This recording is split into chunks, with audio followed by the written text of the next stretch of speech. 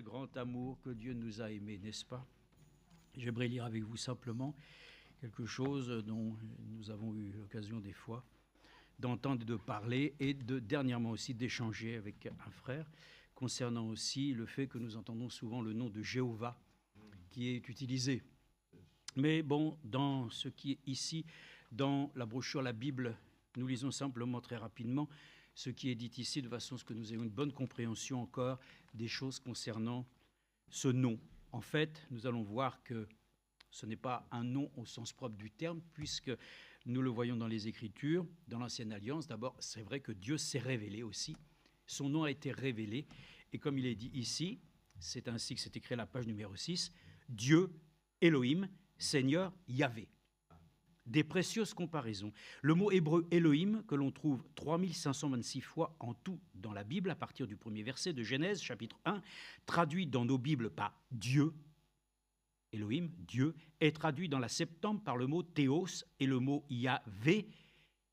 Et voilà que l'Écriture le dit effectivement, nous allons le voir, hein, c'est dans Genèse 2,4, apparaît donc ce que l'on appelle un tétragramme.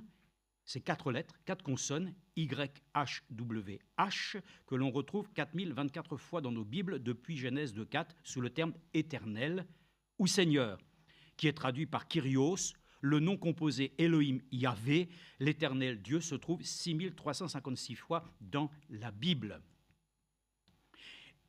Il était et il est clair pour tout Hébreu que lorsque on lisait Elohim, il s'agissait du seul et unique Dieu, le créateur du ciel et de la terre. Il s'est effectivement déjà présenté comme l'unique, le Je suis dans l'Ancien Testament. C'est lui qui, lui, l'Éternel, n'existe pas dans une pluralité, théophanie, comme créateur, conservateur, rédempteur, roi, juge, etc. Ceux-ci ne sont pas des noms, mais des attributs personnifiés se rapportant à Dieu. Dieu ne s'appelle pas créateur, il est créateur. Amen. Il ne s'appelle pas roi, il est roi. Il ne s'appelle pas juge, il est juge. Il ne se nomme pas sauveur, il est sauveur, etc. Et cependant, il est toujours le même. Et là, frère Franck nous montre tout de suite qu'il y a les composantes ainsi de ce nom qui est manifesté dans différentes expressions, où il dit par exemple « El Elyon », le Dieu très haut, parce que le mot « El » veut dire Dieu. Donc, il montre toujours qu'il y a des composantes. El Elyon, le Dieu très haut. Il y a, par exemple, El Shaddai, le Dieu tout-puissant. Dans Genèse 21, 33, il est écrit El Olam, Dieu de l'éternité. Abraham invoqua le nom de l'Éternel, Dieu de l'éternité, El Oham, El Gibor, Père éternel. Ensuite, il continue, il dit même Emmanuel, signifie Dieu avec nous. El, Dieu, Emmanuel avec nous. Même Israël, celui qui lutte avec Dieu. Dieu, voilà, et Isra, Bel-El, Bet-El, la maison de Dieu, Dani-El, Dieu et juge, El-I, Dieu et Yahvé, Esaïe, alors ça c'est en allemand, Jezaha, bon, Yahvé et le salut, Alléluia, loué Yahvé le Seigneur. Donc vous voyez, le mot Jéhovah n'apparaît pas. C'est vrai que c'est le mot Yahvé qui est le nom révélé dans l'Ancienne. Alors il faut le dire, chez les Juifs, on ne peut pas donner ce nom-là. Pour eux, c'est d'un irrespect. Voilà, donc ce tétragramme ne peut pas être prononcé. Mais il est de communément utilisé qu'il ne pouvait que se prononcer de cette manière par Yahvé. Donc voilà pourquoi le nom révélé dans l'Ancienne Alliance est Yahvé. Bon, maintenant, nous l'avions entendu une fois avec le frère Manassé, dans les milieux messianiques, eux, parce que c'est les 4 lettres, alors ils disent le grand Dieu Yod-He-Wad-He. Parce que ce sont les 4 lettres, bien entendu, qui forment ainsi ce que le Seigneur a montré. YHWH se prononce Yad-E-Wad-E. Voilà. Donc, mais pour nous, ainsi, il est communément utilisé, comme il est écrit ici, vous allez le voir, hein, le nom saint de l'Alliance, Yahvé, comme il se trouve dans le texte original hébraïque, est d'une importance particulière. Comme nous l'avons déjà mentionné, Elohim a été traduit par Théos et Yahvé par Kyrios. Cela ne correspond pas entièrement à la signification originale. Kyrios est un souverain. Cela ne peut être un roi ou un dirigeant quelconque sur la terre, mais ne décrit pas plus la révélation du nom de Dieu, comme nous en trouvons le témoignage dans Exode 6, verset 2 et 3. Dieu, Elohim, parla encore à Moïse et lui dit « Je suis Yahvé, le Seigneur. Je suis apparu à Abraham, à Isaac et à Jacob comme El Shaddai, le Dieu Tout-Puissant, mais je n'ai pas été connu d'eux. sous mon nom Elohim Yahvé. Donc vous allez dire pourquoi Jéhovah? Jéhovah, c'est une manière ainsi, on va dire, de traduction latine qui est venue dans les temps ensuite. Mais l'origine des choses, comme il est écrit ici, c'est Yahvé. Et ça vient du fait qu'il est écrit le nom YHWH, connu comme un tétragramme, est le nom saint révélé de l'alliance de l'Éternel Dieu. Dans l'Ancien Testament, l'alliance était sur le point d'être conclue. C'est pourquoi le Seigneur Dieu révéla son nom d'alliance, Yod et Wad et Yahvé, à son prophète Moïse et à son peuple de l'alliance. Donc ce qui est important pour nous, c'est de voir ainsi que le Dieu qui était révélé dans l'Ancien Testament, celui qui s'est révélé dans la Nouvelle Alliance, c'est Jésus. Donc le Dieu qui s'est révélé dans la Nouvelle Alliance, c'est le même qui était dans l'Ancien. C'est pour ça qu'on peut chanter le Yahweh de l'Ancien, c'est celui qui est dans le Nouveau, n'est-ce pas? Donc nous pourrions effectivement, quand il est dit, nous chantons Jéhovah Jireh, Jéhovah Rapha, il serait aussi bien de dire Yahvé, bien sûr, puisque c'est ainsi l'expression même que Frère Franck nous dit qui était à l'origine. Donc Jéhovah est une déformation, évidemment. Quand on dit Jéhovah, nous savons de qui nous généralement nous parlons, puisque nous savons que les témoins de Jéhovah eux-mêmes ainsi revendiquent donc le nom de Dieu ainsi. Mais nous croyons que c'est le nom révélé de l'Ancienne Alliance. Mais le nom qui nous a été révélé dans la Seconde Alliance, qui est supérieur à la première, c'est le Seigneur Jésus-Christ. Donc, même Frère Franck le dira, nous ne devrions même pas dire Jésus, nous devrions dire Yeshua. Mais il a dit après, chacun le prononcera dans sa langue maternelle. Il a dit, on dit Jésus ici, on dit Jesus en anglais, on le dira dans le sens, mais il dit, c'est que comprendre, c'est que dans la Nouvelle Alliance, le seul qui est l'unique et le véritable sauveur, c'est le Seigneur Jésus-Christ, le nom révélé. Ça, c'est le plus beau des noms. Le mystère de Dieu caché pendant des siècles a été révélé. Donc c'est important donc, de voir ainsi que Yahvé, bon c'est vrai qu'on appelle ça ainsi un tétragramme parce qu'il n'y a pas de voyelle. Mais dans la prononciation, il a été dit que pour ce qui est de la prononciation dans, on va dire dans l'hébreu, ça ne peut former que Yahvé, cette expression qui donc révélait le nom de l'Ancienne Alliance et dont nous disons Yod et Wad et qui sont les 4 lettres, bien entendu, qui ne possèdent pas de voyelle. Mais pour nous, ce qui était important, c'est de montrer que, comme il est écrit ici pour terminer, dans la loi Exode 20, Tout-Puissant, le Tout-Puissant dit « Tu ne prendras point le nom de Yahvé », qui est donc traduit par l'Éternel. Ton Dieu en vain, car Yahweh, l'Éternel, ne laissera point impuni celui qui prendra son nom en vain. Amen. Donc nous aussi, nous ne prenons pas le nom du Seigneur Jésus-Christ en vain. Parce qu'il est dit qu'il fait foi, autorité, c'est dans ce nom-là que nous sommes guéris, que nous sommes sauvés, que nous sommes un. Donc dans ce nom-là, quand on l'invoque, beaucoup invoquent dans les dénominations, beaucoup, bon, on n'est pas là pour... Mais au nom de Jésus, au nom de Jésus, au nom de... Le nom de Jésus est invoqué sous toutes les formes. Mais on n'invoque pas le nom du Seigneur comme ça. D'ailleurs, nous avons connu le nom du Seigneur Jésus-Christ, parce que nous avons ainsi cette pleine ainsi compréhension que le Seigneur s'est donc révélé ainsi. Donc voilà, pour ce qui est de Jéhovah, c'est ainsi aussi une manière ainsi de notre temps de pouvoir prononcer ce qui a été Yahvé dans l'hébreu et qui a été ainsi, on va dire, donné pour les temps de notre époque dans le langage du temps présent, Jéhovah. Mais enfin, c'est surtout de comprendre que cela représentait Dieu Elohim, Seigneur Yahvé. Donc, le Seigneur Jésus-Christ, le Dieu de l'Ancienne Alliance, ça c'est juste. C'est le Dieu du Nouveau Testament, n'est-ce pas? Mais révélé sous une autre forme, et c'est cette forme-là que nous avons, c'est la plus belle forme qui puisse exister, puisque c'est l'œuvre de Dieu, de salut et de rédemption, qui ainsi donc s'est manifestée. Donc nous remercions le Seigneur pour la grâce. C'est tiré bien sûr de ce recueil, la Bible. Ah oui, je voulais juste vous dire une chose, nous défendons la vérité, oui c'est vrai, et cette vérité-là que le Seigneur nous a donnée, nous savons, hein, Jean 17, sanctifie-les par ta parole est la vérité, gloire à Dieu. Je relis ça, je vais marquer ça, souligner, lorsque Frère Franck utilise simplement retour à la parole, page 29, mais la parole du Seigneur demeure éternellement, et cette parole est celle qui vous a été annoncée par l'Évangile, 1 Pierre, chapitre 1, verset 25, il dit « Dans tous les réveils avant et après la Réformation, ceux qui crurent de manière biblique ont abandonné l'Église d'État et ont été persécutés par elle. » John Wycliffe, qui a traduit la Vulgate en anglais, reconnu le sens de la parole de Dieu et il y confessa publiquement « Pour moi, ne peut valoir que ce qui est écrit dans la Bible. » Amen. C'est beau. C'est ta parole aussi, c'est ma parole aussi. Ça doit être notre confession, non? Quand vous lisez la vie de Martin Luther, j'en ai lu quelques passages, il y a de quoi être effrayé comment cet homme a pris position pour la parole de Dieu et a lutté contre Rome, contre la papauté. C'est incroyable. Des hommes qui ont vraiment... et nous le disons, oui. Mais il faut que nous puissions le dire. Tel que maintenant, il y a ici Jan Hus. Il s'opposa à la papauté et 30 ans encore après sa mort, il fut déclaré hérétique. Jan Hus, 1370-415, prêcha aussi, après avoir reçu l'inspiration par la Bible, il se prononça contre le droit universel de la papauté.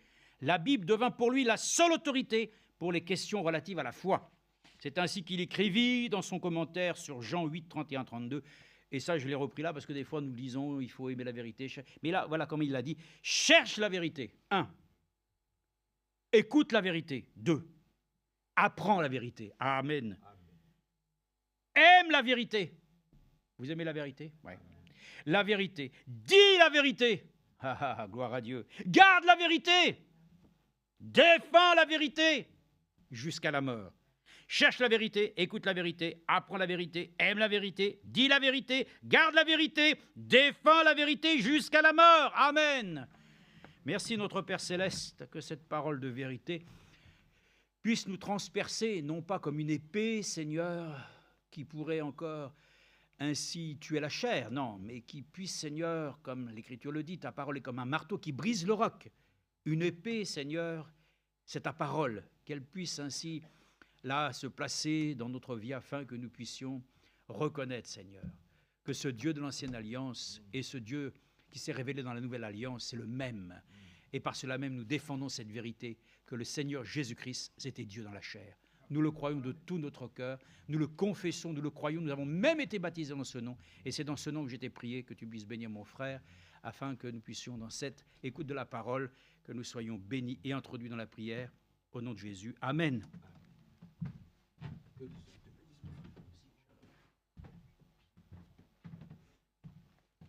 Que son beau nom soit loué, glorifié, exalté, célébré et très élevé.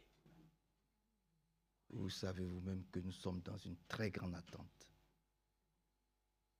Et le monde même est en ébullition. Le monde est entré dans l'esprit des derniers jours. L'Église aussi est entrée dans l'esprit des derniers jours. Amen. Pour appuyer ce que mon frère dit, il faut croire une chose. Tout ce qui n'est pas conforme à la Bible, les élus ne pourront pas le croire. Non. Bon, je recommence. Je recommence par la grâce de Dieu parce que votre amène est très faible. Tout ce qui n'est pas conforme à la Bible, les élus ne pourront pas le croire. Amen. Les élus sont prédestinés à devenir une parole épouse. Amen. Donc chaque fois qu'il va y avoir même une virgule ou un mot mal placé, ça va les choquer. Amen. Ils ne l'accepteront pas. Vous comprenez, frère?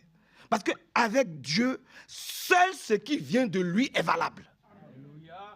Je n'ai pas entendu votre amen. Alors je recommence. Les temps sont trop sérieux, frère. Avec Dieu, seul ce qui vient de lui, c'est ça qui est valable. Amen. Je n'ai pas entendu. Bon, donc je recommence. Que Dieu nous bénisse. Que Dieu nous bénisse. Nous sommes vivants pour le Seigneur. Alléluia. Avec Dieu, seul ce qui vient de lui est valable. Je dis Amen. Merci Seigneur. Frère, il faut prier. Priez un instant, courtement, par la grâce de Dieu. Seigneur mon Dieu, comme nous venons de l'entendre, nos cœurs ne sont prêts qu'à accepter ta parole, celle qui est écrite dans les Saintes Écritures. Le commencement était la parole. La parole a été faite chair aussi, Seigneur. Tu nous as visités. Et nous voulons que tu prennes le contrôle de ce culte et que tu parles à nos cœurs à travers ton serviteur. Là où 2 ou 3 sont assemblés en ton nom, tu es au milieu d'eux. Et nous avons cette conviction que tu es là, Seigneur. alors que ton esprit puisse se répandre parmi ton peuple et nous enseigner toutes choses. Maintiens-nous captifs et attentifs à ce que tu as à nous dire, Seigneur, et qu'en sortant d'ici, nous puissions chacun repartir avec notre part, car tu connais nos besoins, Seigneur. Gloire soit rendue à ton saint nom, au nom de Jésus-Christ. Amen. Il s'agit pour nous d'avoir une vie cachée en Christ. C'est dans les temps là que nous sommes. Et comme nous sommes à une réunion de prière, permettez-moi que j'aille rapidement. Une vie consacrée à Christ. Nous devons rencontrer Dieu avec... Moi, je l'ai dit, frère Bédi Paul. Il dit, Seigneur, j'ai besoin d'avoir une audience avec toi. Amen. Amen. Je l'ai dit, ce qu'Amen, il faut que nous ayons une audience avec lui. Oui. Il faut qu'il nous donne une audience. Au nom de Jésus-Christ. Il faut qu'il fasse en sorte que notre vie soit cachée en lui. Vous allez me dire, frère Manassé, mais le prophète a déjà prêché ça. Oui, le prophète a déjà prêché ça. Je suis d'accord avec vous. Une vie cachée en Christ. Oui. Nous sommes d'accord. Mais il faut que nous puissions le vivre. Seigneur, nous te demandons une audience. Nous voulons une rencontre personnelle, une vie intime avec toi. Glorifie-toi dans nos vies. Allons rapidement dans Galates. Vous m'accordez quelques minutes. Comme nous sommes à une réunion de prière, je ne vais pas vous prendre trop de temps. Lisons quelques écritures. Dans le livre de Galates au chapitre 2. Galates au chapitre 2. Vous êtes là? Prenons Galates 2. On peut prendre à partir du verset 19, pour aller vite.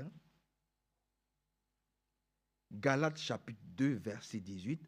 En effet, si je reconstruis le système de la loi que j'ai détruit, je fais de moi un être qui transgresse la loi. Verset 19. Or, en ce qui concerne la loi, je suis mort. Vous êtes d'accord avec cela? Nous sommes morts à la loi. Par la grâce de Dieu. Donne ton plus beau amen à Dieu. Amen. Et que Dieu nous bénisse. Or, en ce qui concerne la loi, mon frère Hervé, nous sommes morts. D'une mort provoquée par la loi elle-même. Afin que je puisse vivre pour Dieu. Maintenant vient la chose. J'ai été mis à mort avec le Christ sur la croix. Nous le croyons. Amen. Seigneur, aide-nous. Seigneur, nous voulons une audience avec toi. Nous voulons être crucifiés avec toi. J'ai été mis à mort avec le Christ sur la croix. De sorte que ce n'est plus moi qui vis, mais c'est le Christ qui vit en moi. Amen. Car ma vie humaine actuelle, je la vis dans la foi du Fils de Dieu qui m'a aimé et qui a donné sa vie pour moi. Alléluia. En conséquence, je refuse de rejeter la grâce de Dieu. Dis Amen. Oui, moi je refuse. Seigneur, je refuse de rejeter ta grâce. Et je crie en conséquence, Seigneur, fais-moi grâce. Que tu me bénisses, Seigneur, fais-moi grâce. Amen. Seigneur, nous demandons une audience avec toi. Oui. Oh, alléluia. Une vie vraiment consacrée, une vie intérieure. Amen. Nous voulons avoir une vie intérieure, une vie intime avec toi, Seigneur. Aie pitié de nous. Viens encore à notre secours. Colossiens 3. Seigneur, viens à notre secours. Nous t'en supplions, Seigneur, viens à notre secours. À partir du verset 2, Colossiens, on avance un peu. Colossiens 3, à partir du verset 2. Préoccupez-vous de ce qui est en haut. Oui. Et non de ce qui est sur la terre. Car vous êtes morts et votre vie est cachée avec le Christ en Dieu. Amen. Seigneur, nous avons besoin d'une audience pour que tu nous expliques ça. Amen. Oui, oui, c'est Monique. Nous avons besoin d'une audience avec toi. C'est il faut que tu nous expliques ça. Hein? Vraiment. Parce que ma vie cachée, Seigneur, viens me délivrer de tout ce qui se passe encore aujourd'hui dans ce monde pervers et qui part à la dérive. Au nom du Seigneur Jésus-Christ. Il est dit de nous préoccuper de ce qui est en haut. Donc, ailleurs, il est dit, affectionnez-vous aux choses d'en haut et non à celles qui sont sur la terre. C'est comme ça c'est écrit. Car vous êtes morts et votre vie est cachée avec Christ. Seigneur, il faut que ça devienne une réalité. Pour mes frères, mes sœurs et moi-même, au nom du Seigneur Jésus-Christ. Et lorsque nous allons dans le livre de Romains, au chapitre 6, permettez-moi d'aller rapidement, parce que nous allons certainement prier un peu. Dans le livre de Romains, au chapitre 6, à partir du verset 7, si vous le permettez, Romains 6.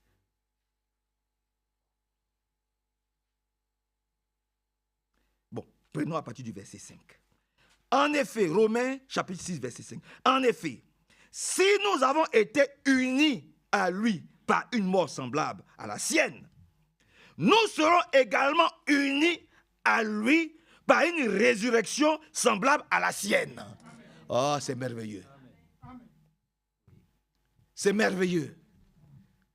Si nous acceptons d'être crucifiés avec lui, alors acceptons aussi que la façon dont il a été ressuscité, de cette même manière-là, nous ressusciterons aussi. Par la grâce de Dieu. Alléluia. À lui, par une résurrection semblable à la sienne. Sachons bien ceci, l'être humain que nous étions auparavant a été mis à mort avec le Christ. Mais je n'entends pas votre amen. Que Dieu nous aide beaucoup. Voyez-vous, hein, ma soeur Carmen.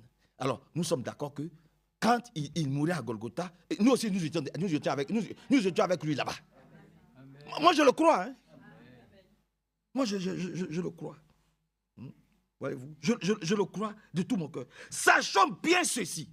Donc, c'est une affirmation, sœur Rebecca. C'est une affirmation. Il dit, sachons bien ceci. L'être humain que nous étions auparavant a été mis à mort avec le Christ sur la croix, afin que notre solidarité avec le péché soit brisée. Et que nous ne soyons plus esclaves. Je ne suis plus esclave du péché. Alléluia. Oh, que ces paroles nous fortifient. Nous ne sommes plus esclaves du péché. Par sa mort et par sa résurrection. De sorte que, il dit, nous ne soyons plus esclaves du péché. Car celui qui est mort avec le Christ devient juste et s'éloigne du péché. Oui. Amen. Que Dieu nous aide. Alors ce soir, j'aimerais crier, où est le Dieu d'Élie? Oui. Oui, mon frère Billy Paul, où est le Dieu d'Élie? Il faut que le Dieu d'Élie se manifeste maintenant dans l'église au milieu de nous. Alléluia. Et je crois que c'est dans... Permettez-moi d'aller rapidement. C'est dans 2 Rois. Voyons un peu que Dieu lui-même nous donne quelques brides de ce qu'il a fait. Où est c'est dans 2 Rois chapitre 2. Dans 2 Rois chapitre 2. Nous connaissons toute cette histoire, je ne vais pas tout lire. Alléluia. Hein? Tout le monde savait qu'Élisée devait être enlevé. Élie devait être enlevé. Tout le monde le savait. Oui. Mais personne ne se préoccupait. Alléluia. De dire, mais si Élie doit partir, pourquoi moi aussi je ne vais pas partir? Mais où est le Dieu d'Élie? Élie, montre ton Dieu. Ça ne préoccupe, l'enlèvement à cette époque-là ne préoccupait pas beaucoup de gens. Comme aujourd'hui, beaucoup ne sont pas préoccupés par l'enlèvement. Alors que ça arrive et c'est imminent.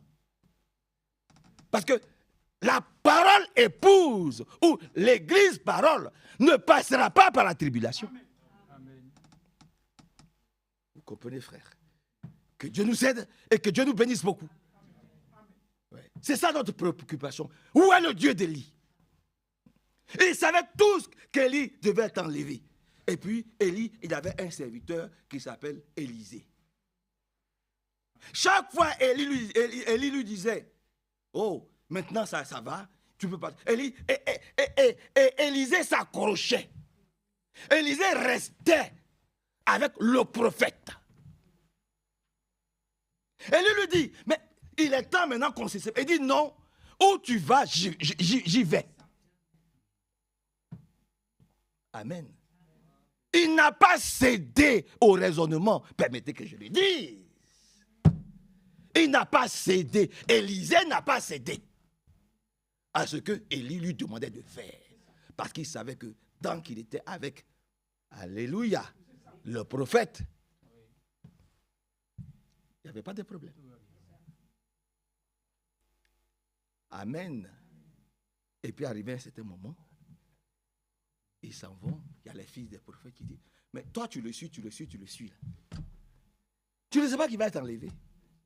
Il dit, si je sais, mais taisez-vous. Moi je sais ce que j'ai fait. C'est vous qui êtes encore remplis dans les écoles des prédicateurs ou c'est vous qui êtes en train de faire. Mais moi je sais ce que je fais.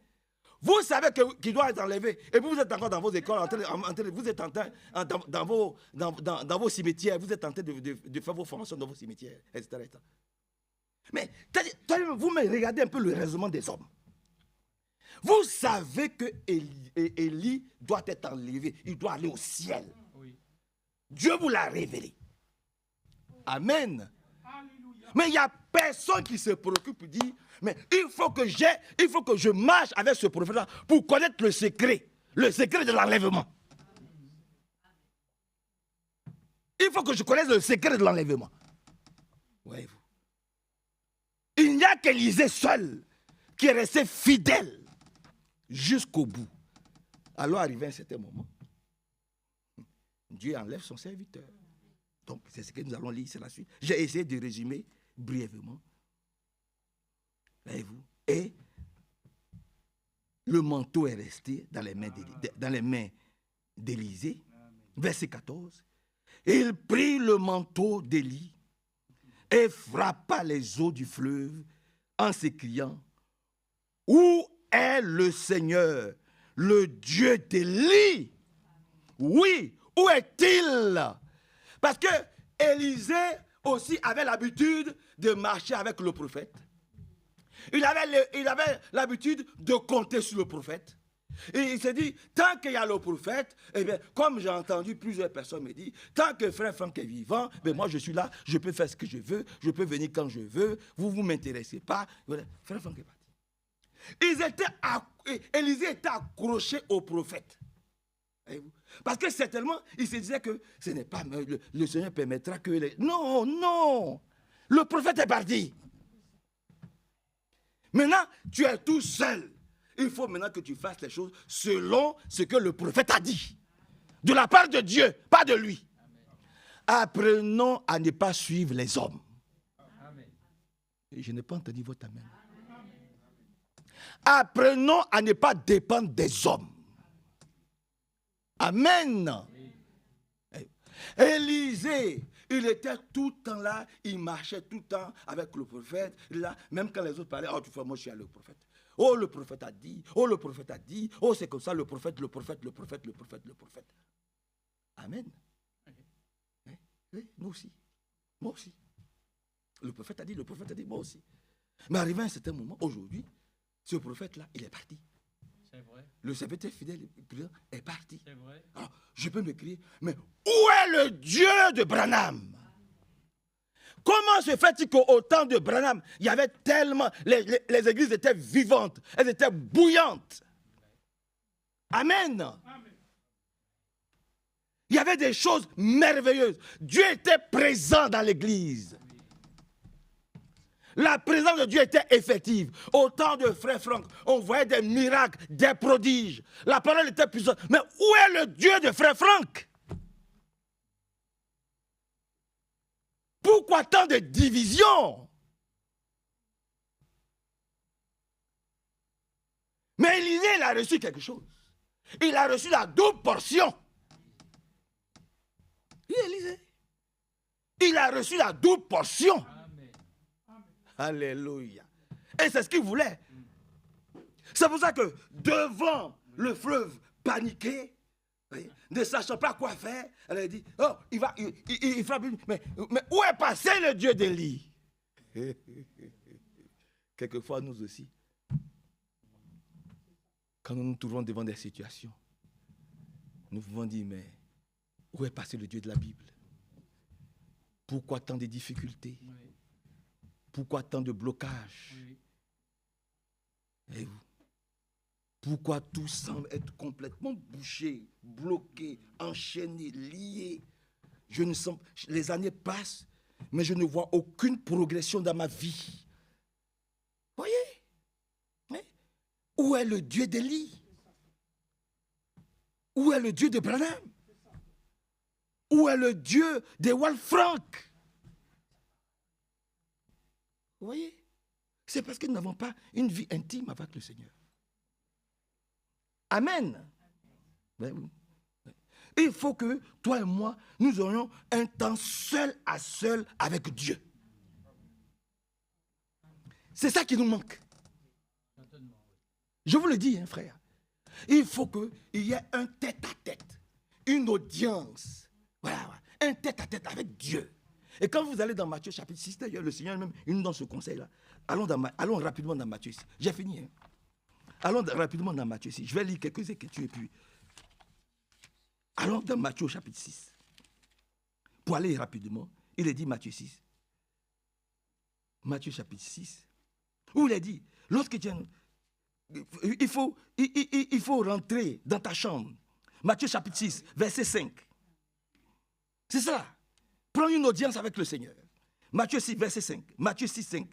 Quand vous priez, vous ne serez pas comme les hypocrites qui aiment à prier debout dans l'église et au coin des grandes rues pour que tout le monde les voie. Ne soyons pas comme ça. Je n'ai pas entendu Amen. Ne soyons pas comme ça. On n'est pas dans une salle de théâtre. Voilà. On n'est pas pour faire voir que j'ai... Non, je n'ai pas besoin de savoir que j'ai le Saint-Esprit. Voilà. Et quand vous priez, vous ne serez pas comme les hypocrites qui aiment à prier debout dans les églises, ailleurs c'est mis dans les synagogues, et au coin des grandes rues, pour que tout le monde les voie. Je vous le déclare, c'est la vérité. Ils ont déjà leur récompense. Mais moi, mais toi, lorsque tu veux prier, entre dans ta chambre, à l'écart, ferme la porte pour prier ton Père qui est là, dans cet endroit secret. Et ton Père qui voit ce que tu fais en secret te récompensera. Il doit y avoir des moments seul à seul avec Dieu, des moments intimes. Amen.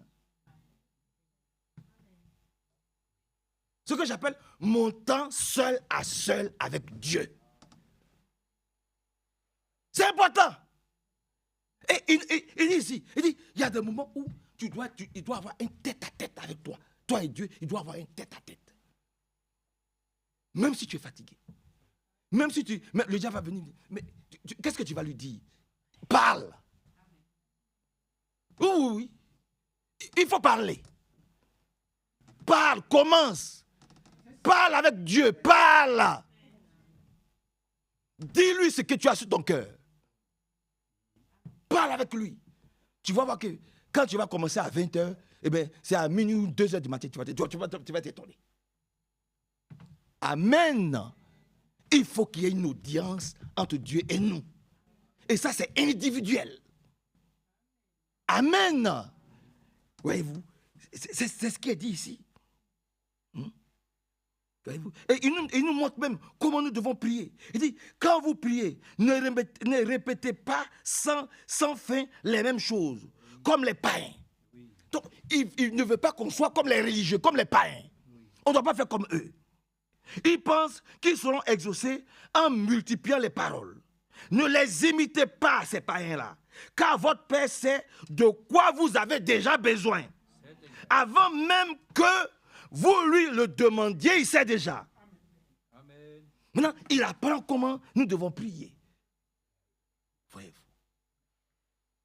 Que le Seigneur ajoute sa bénédiction à sa parole. Oui, sœur. C'est le temps où il doit avoir un seul à seul, un tête à tête, une audience avec notre Dieu. Apprenons à lui parler. Avec lui. Amen. Comme il est dit ici, allons dans un roi. Allons dans un roi. Prenons l'exemple de un roi. Il y a un exemple là-bas que j'aimerais que nous puissions dire ensemble. Dans 1 roi 19. Voyez-vous. Hein, le prophète Élie, arrivé à un certain moment, quand il était pourchassé par Jézabel, eh bien, il a eu un tête-à-tête avec le Seigneur. Ouais, il a eu un tête-à-tête. Permettez-moi d'aller rapidement.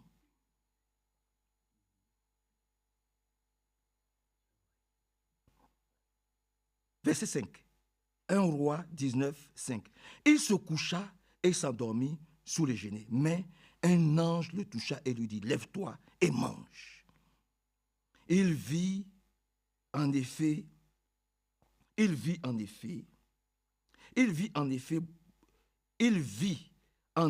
posé près de sa tête une de ces galettes que l'on cuit sur des pierres chauffées et un pot d'eau.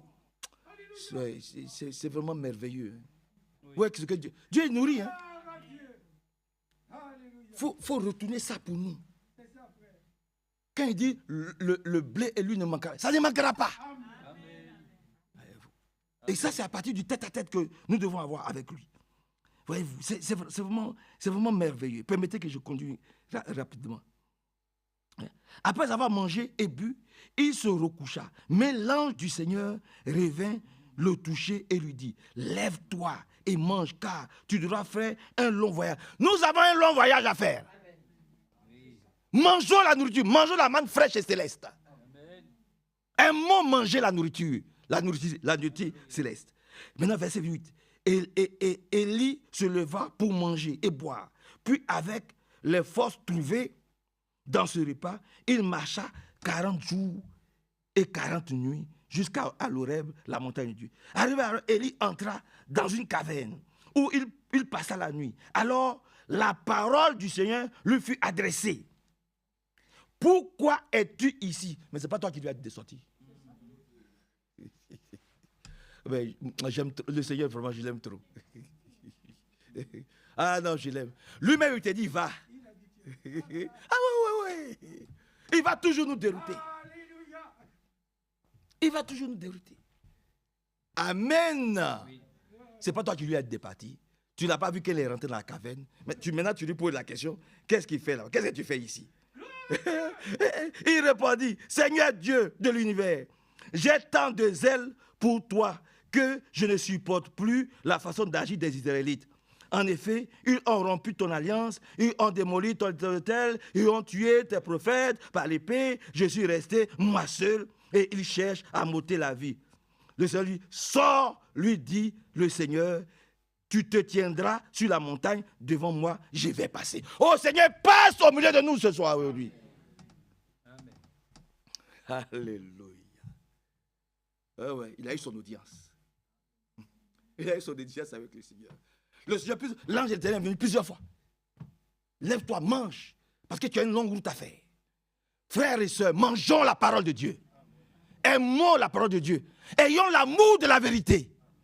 La parole de Dieu est la vérité. Alléluia. Que Dieu nous aide et que Dieu nous bénisse. Ayons l'amour de la vérité. Aimons la parole, mangeons-la. Soyons rassasiés. Parce que la route est longue. Même si nous savons que nous sommes à la fin de la fin. Et puis il s'en va. Il arrive, il se repose dans le calme. Le Seigneur lui dit, qu'est-ce que tu fais là? Il commence à expliquer tout ce qu'il a sur le cœur. Mais parle au Seigneur de tout ce que tu as sur le cœur. Fais comme Élie. Élie était préoccupé parce que l'église était en train de mourir. Les Israélites c'est-à-dire que toute l'adoration que fait Branham a mis sur le janvier, on a tout renversé aujourd'hui.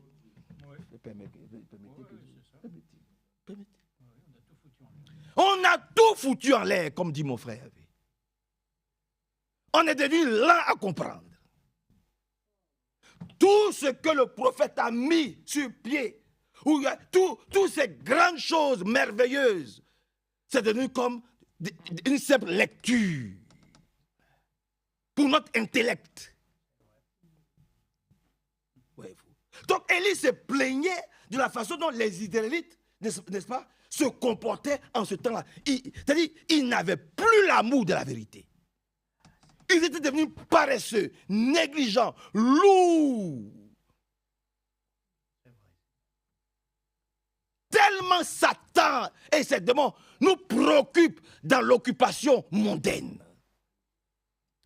Satan nous occupe tellement au travail qu'on n'a plus le temps de faire quoi que ce soit. Que Dieu vienne à notre secours. Donc cela préoccupait le prophète. Donc il a déversé tout ça. Et comme le Seigneur lui-même voyait que le prophète c'était une préoccupation. Mais si tu n'as pas de préoccupation aujourd'hui, si tu n'as pas de besoins, mais comment tu veux que Dieu te visite? Qu'est-ce que tu veux que Dieu vienne faire chez toi? C'est-à-dire que tu n'as pas de préoccupation. Lui, il était préoccupé par l'état d'Israël, mais préoccupe-toi au moins de la vie de frère Manassé. Priez pour moi. Alléluia. Hey, frère Manassé veut prendre toutes les bénédictions. Priez pour moi. Si vous n'avez pas de problème, priez pour frère Manassé. Et il faut que les bancs là, ici, là, il faut que tout soit rempli. Il faut que tous les enfants de Dieu reviennent à la bergerie. Il faut que tout ce qui est tordu, tout ce qui est mélangé, il faut que l'autel de l'église soit rétabli. Mais ça peut être une préoccupation.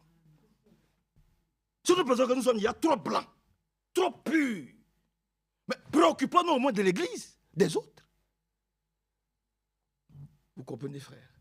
Alors Dieu lui dit, tiens-toi, je vais passer. Parce que tes préoccupations sont nobles. Mais qui a envie de voir Dieu passer dans sa vie aujourd'hui? Il n'y en a pas beaucoup. Mais voilà, il y a 2 mecs qui sont là. Que Dieu vous bénisse là-bas. Voilà, moi aussi, je veux voir le Seigneur passer dans ma vie. Et quand il passe là, il doit nettoyer. Oh oui, c'est quand même. Il faut qu'il nettoie, il enlève tout. Toutes les souillures, là, toutes les impuretés, il faut qu'il nettoie tout. Et ça, c'est un face-à-face. Un tête-à-tête. Une audience avec lui. Nous le lui demandons et qu'il vienne à notre secours par sa grâce au nom du Seigneur Jésus. Dans Daniel aussi. Daniel aussi, il y a eu un face-à-face. C'est ce face-à-face-là même qui a fait que Daniel est sorti vraiment victorieux dans cette affaire. Daniel chapitre 10. Vous m'accordez 10 minutes, j'ai fini. Donnez-moi 10 minutes. Dans le livre de Daniel au chapitre 10, je peux commencer si vous le permettez. Daniel 10. J'essaie de commencer un peu. Voilà, Daniel 10 à partir du verset 7.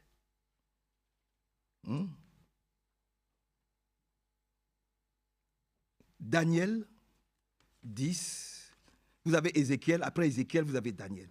Daniel 10, verset 7. Moi, Daniel, je fus le seul à voir cette apparition.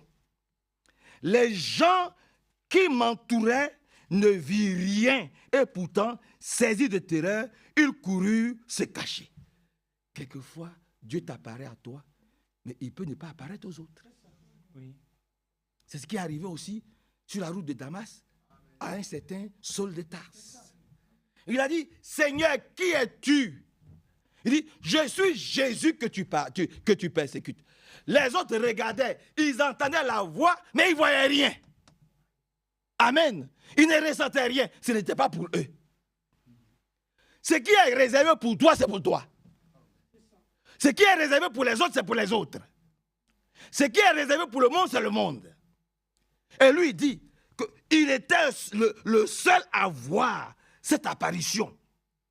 Les gens qui l'entouraient ne virent rien et pourtant, ils ont eu quand même peur. Oui, l'enlèvement arrive. Et ça fait peur au monde. Ah oui, ils ressentent ça. Ils le disent d'ailleurs. Ils le disent. Pourquoi ils veulent récupérer là-bas les glaciers là-bas? Parce que dans cette zone là-bas, ils se disent certainement qu'avec toutes les centrales nucléaires qu'ils ont exposées, tous les laboratoires avec tous les microbes qui peuvent détruire le monde en une fraction de seconde. Ouais. Parce qu'il y a ce qu'ils disent, et puis il y a ce qu'ils ont fait qui est caché, qui ne disent pas. Et ce qu'ils ne disent pas est plus dangereux que ce qu'ils montrent. Qu'est-ce qu'ils ont fait? Ils sont allés dans les glaciers là-bas, à des kilomètres en profondeur, ils ont planté des semences.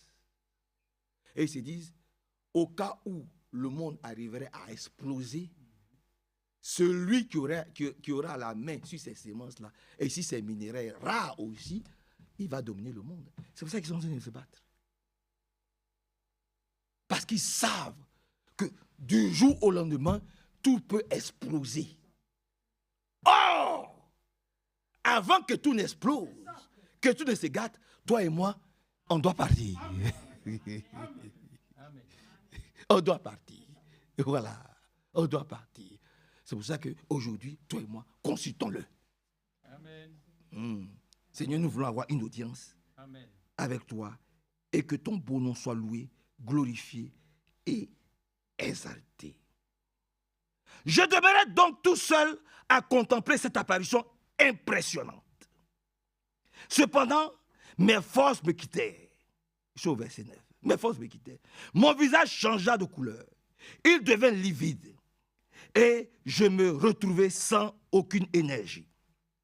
J'entendis le son des paroles. Et comme j'entendais le son des paroles, je perdis connaissance. Et je m'écroulais face contre terre. Alors, une main me toucha et me fit tenir tout tremblant sur mes genoux et sur les paumes de mes mains. Il me dit, Daniel, Dieu t'aime. Alléluia. Oui, Séphora, Dieu t'aime. Dieu t'aime.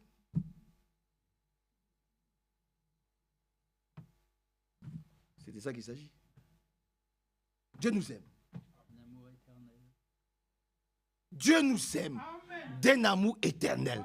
Bon, nous tous. Je me laisse conduire par le Saint-Esprit. Nous tous. Sarah, Dieu nous aime tous. Dieu nous aime. Donc l'ange est venu. Et puis, pendant que les autres sont en train de fuir, de paniquer, d'essayer de se cacher dans des versets bibliques, ou d'essayer de je ne sais quoi, de dire les tonnerres sont révélés, lui, Dieu lui a apparu. L'ange lui a apparu. Et l'ange lui dit, tu sais, Daniel, Dieu là, ton Dieu que tu adores, il t'aime. Oh, que Dieu soit loué. Que Dieu soit glorifié. Que Dieu soit exalté. Oh, c'est merveilleux. Amen. Daniel, Dieu t'aime. Maintenant vient la chose. Efforce-toi de comprendre les paroles que je t'adresse. Tiens-toi debout à l'endroit où tu es, car c'est auprès de toi que j'ai été envoyé en cet instant. À ces mots, il se mit debout, je me mis debout, en tremblant encore. Alors quand on voit les gens qui disent Dieu m'a acheté, puis ils sont là, on ne comprend pas. Tu vas voir Dieu et puis tu vas rester là comme il faut arrêter de se moquer de Dieu. Amen. Là, il a été visité vraiment par le Seigneur. Et quand vous prenez Saul de Tarse, il a été aussi visité par le Seigneur. Quand vous prenez le frère Franck a été visité, il est tombé face contre terre. Vous allez prendre frère Branham, il est tombé face contre terre. Les gens se roulent, ils sont là, face comme ça, au ciel. Et ils bavardent. On a vu tout ça. Dieu te séduit, tu tombes.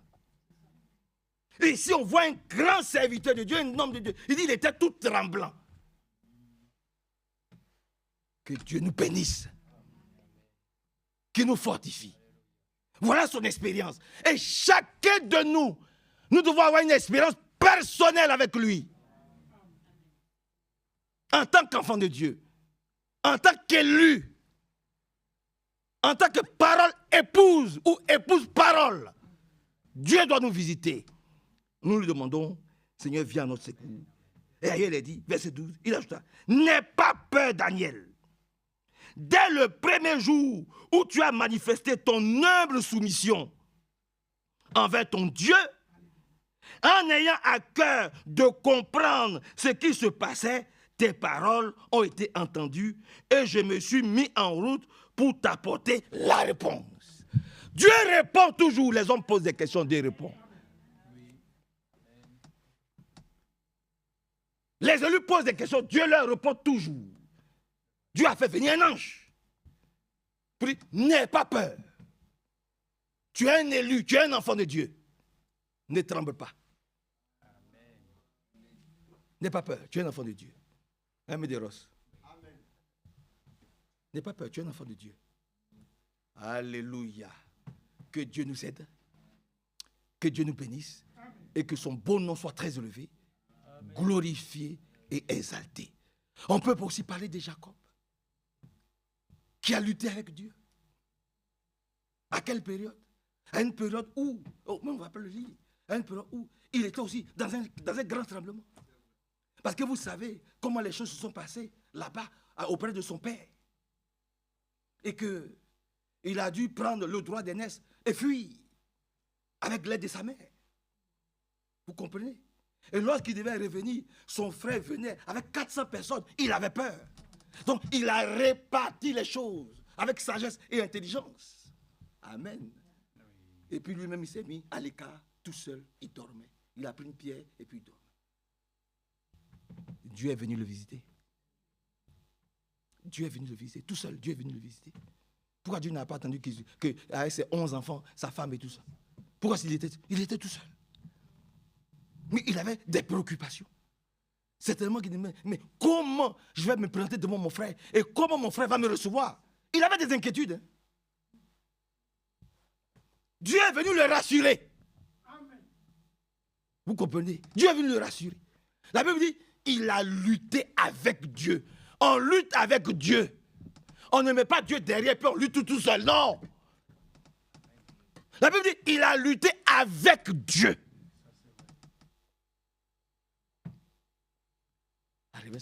L'ange lui dit, mais laisse-moi, je vais partir. Il dit, je ne te laisserai que tu m'aies béni. Aujourd'hui, lorsqu'on a un problème, on prie une fois et puis on oublie. On prie une fois et puis on oublie. Le Seigneur même donne l'exemple d'une femme. La Bible dit, d'une personne, elle dit, il y avait un magistrat. La Bible dit, c'était un magistrat unique. C'est-à-dire, il n'a pas de cœur, ce monsieur-là. Mais chaque matin, elle venait là. Rends-moi justice. Rends-moi justice. Rends-moi justice. Oh, prions sans cesse. Prions sans cesse. Soyons joyeux. Prions sans cesse. Soyons joyeux. Réjouissons-nous dans le Seigneur.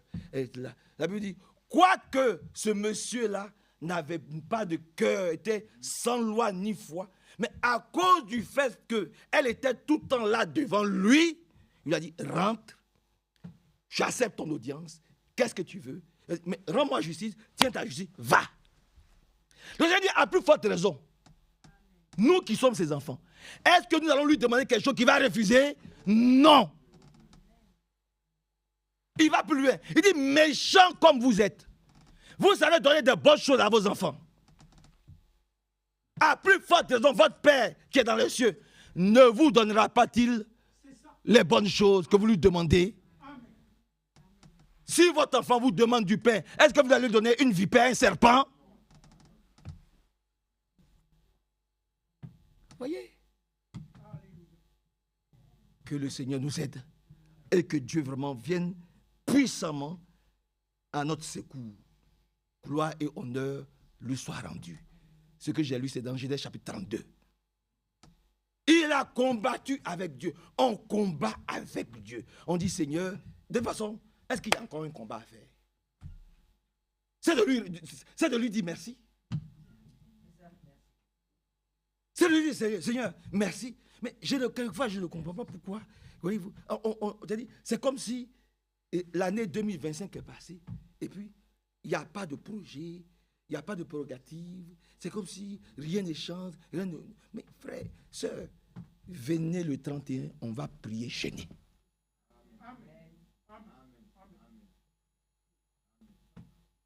L'année 2026 ne doit pas ressembler à l'année 2026. Il faut qu'on voie quand même les exploits du Seigneur dans nos vies. Dieu est victorieux. Nous devons voir ses exploits dans nos vies. Gloire et honneur lui soient rendus. Et que le Seigneur vraiment nous bénisse puissamment encore aujourd'hui. Alléluia. Amen. Oui, nous pouvons le dire, mes frères et sœurs. Où est passé le Dieu d'Élie? Où est passé le Dieu de Branham? Où est passé le Dieu d'Elvar Frank? Ils sont où? Il est où ce Dieu? Mais il est là. Sa main n'est pas trop courte pour nous toucher, ni son oreille trop dure pour nous entendre. C'est parce qu'aujourd'hui, nous avons cessé de l'adorer comme lui veut. Nous voulons tout obtenir, mais facilement. Voilà. Nous voulons tout recevoir, mais facilement. Voyez-vous. Oh, ailleurs, elle dit, efforcez-vous d'entrer par la porte étroite. Amen.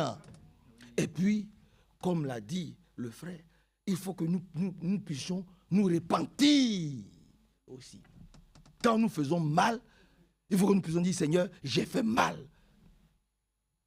Et je vais prendre juste un exemple tout simple. L'apôtre Pierre. Il a dit, Seigneur, je vais mourir avec toi. Je vais aller avec toi, je vais mourir avec toi. Et puis quand ils sont allés là où ils ont enchaîné le Seigneur dans la cour, n'est-ce pas, du souverain sacrificateur, je crois, quand ils sont arrivés là-bas, le Seigneur était là enchaîné, tranquille. Il était là en train de se réchauffer. Il y a quelqu'un qui est venu. Il dit, toi, tu leur ressembles, hein? La façon dont tu es là. Tu ressembles à ce Jésus-là. Il a dit, non, je ne le connais pas. Il y a quelqu'un d'autre qui vient. Il dit, toi, il dit, non, je ne le connais pas. Et puis, il y a une jeune femme qui vient. Elle dit, certainement, toi, tu es avec lui. Ton accent même te trompe. Il dit, non, je ne le connais pas. Il est sorti. Mais sachez que le Seigneur l'avait déjà prévenu. Qu'avant que le corps ne chante, tu vas me régner 3 fois. Dieu est Dieu. Amen. Mais quand il est sorti, il n'est pas sorti et puis il s'en fout. Non, la Bible dit, il pleura amèrement. Il s'est repenti. Ça lui a fait mal d'avoir trompé, d'avoir fait mal. Aujourd'hui, frère, ne faisons pas du mal gratuitement. Quand tu fais mal et puis tu sais que tu as fait mal, il faut demander pardon. Pierre a demandé pardon, il a pleuré sur son péché. Dieu l'a élevé. C'est le même à qui le Seigneur a dit, mais paie mes brebis, paie mes agneaux. Amen. Amen. Il a pleuré, ça lui a fait mal d'avoir blessé le Seigneur. Ça l'a touché d'avoir régné le Seigneur. Il était peiné, donc il a pleuré amèrement sur son comportement.